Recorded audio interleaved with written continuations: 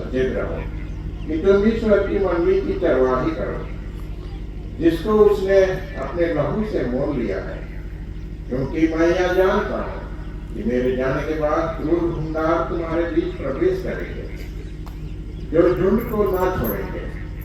तुम्हारे ही बीच में से भी मनुष्य उठेंगे, जो शिष्यों को अपने पीछे खींच लेने की टेढ़ी बातें कहें।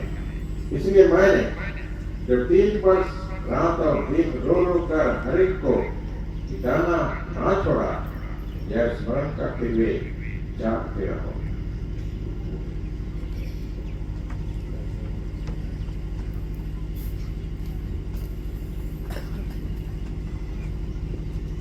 ख्रिस्त में अति प्यारे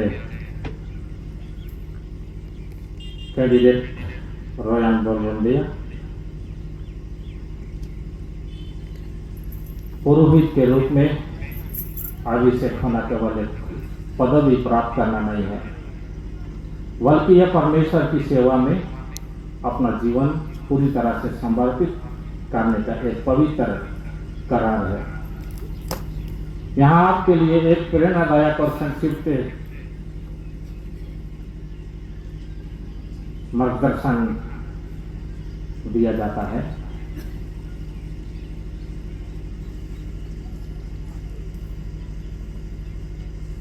यह पुरोहिताई का सेवकाई चुनाव आपका नहीं है, परंतु यह परमेश्वर का है।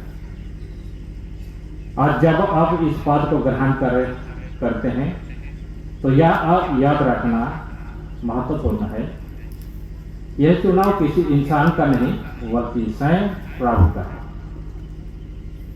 यूहन्ना 15:16 में कहता है, तुमने मुझे नहीं चुना परंतु मैंने तुम्हें चुना है और तुम्हें नियुक्त किया है कि तुम जाकर फल लाओ और तुम्हारा फल बना रहे। आपकी योग्यता आपका अपना नहीं बल्कि परमेश्वर की सामर्थ है। अपने आप को इसलिए उसने आपको इसलिए चुना है क्योंकि उसके पास आपके माध्यम से अपने राज्य के लिए एक विशेष योजना है। दूसरा यह कि पुरोहित का एक पवित्र और राजकीय याजक का जीवन है। एक पुरोहित का जीवन साधारण जीवन से भिन्न होता है और संसार और परमेश्वर के बीच एक सेतु है, ब्रिज की तरह। पहला पत्रस 2 अध्याय उसके 9 पद में कहते हैं, परंतु तुम एक चुना हुआ वंश और एक राज्य पदधारी याजक समाज और पवित्र लोग और परमेश्वर के निज प्रजा हो। अभिषेक के बाद आपका आचरण, शब्द और विचार परमेश्वर की पवित्रता को दर्शाने वाले होना चाहिए।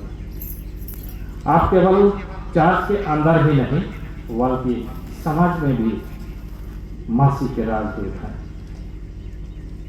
तीसरा यह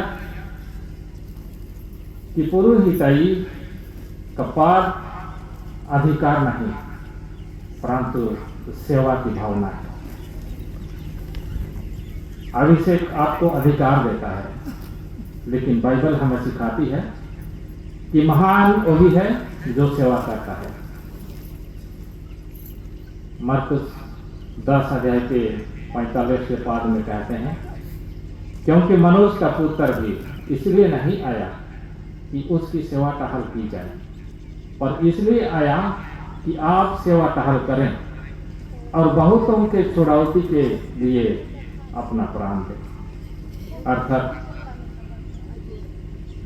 हमारे इस पुरोहिताई वेशभूषा में एक अधिकार है, एक पावर है, परंतु इस पावर को अपने व्यक्तिगत स्वार्थ के लिए या तो किसी को डराने के लिए व्यवहार में नहीं लाना चाहिए, परंतु ये याद रखना चाहिए कि एक अधिकारी और अधिकार से परिपूर्ण व्यक्ति होने के बाद भी हम एक सेवक हैं।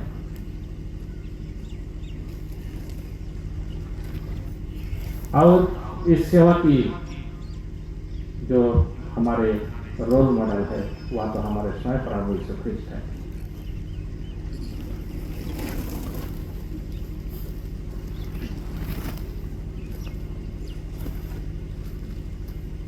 एक पुरोहित का हृदय